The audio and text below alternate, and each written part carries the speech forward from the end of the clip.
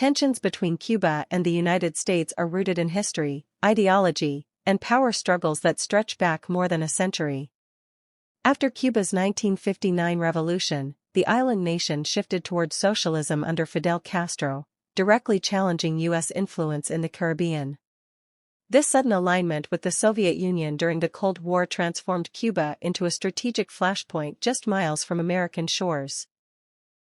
The United States responded with economic sanctions, diplomatic isolation, and covert operations aimed at weakening the new Cuban government.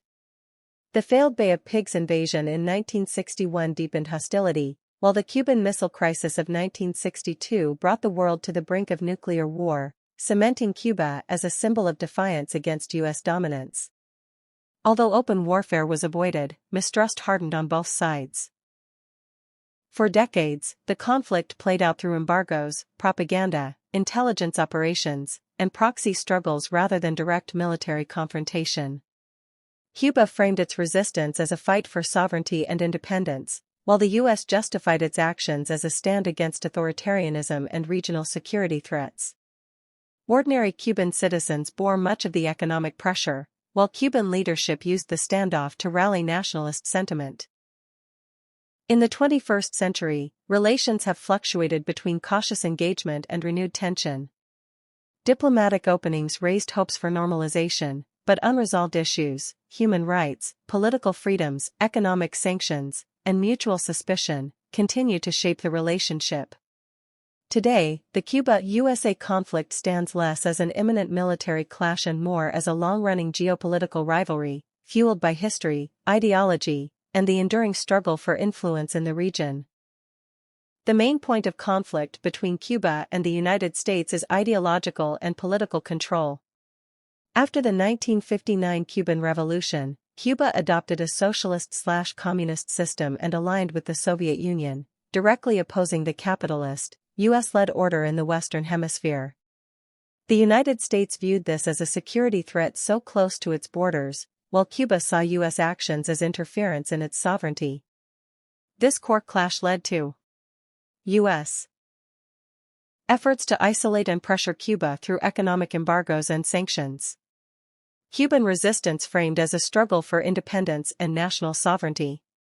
Deep mistrust reinforced by Cold War events like the Cuban Missile Crisis. In short, the conflict centers on ideology, power, and influence, with each side resisting the other's political and strategic dominance.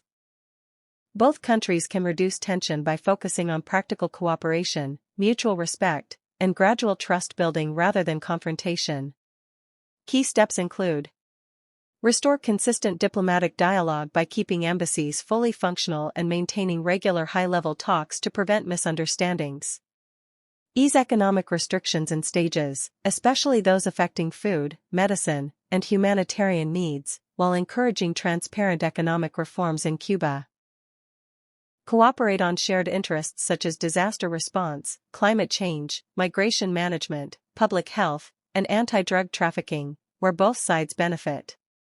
Respect sovereignty and non-interference, reducing hostile rhetoric and avoiding actions aimed at regime change or political destabilization.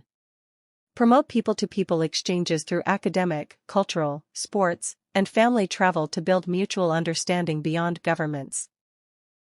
Address human rights concerns through engagement, using diplomacy and international frameworks instead of isolation and punishment. Build confidence gradually with small agreements and verifiable steps, allowing trust to develop over time. Reducing tension would require patience and compromise, but sustained engagement and cooperation can shift the relationship from rivalry toward stability.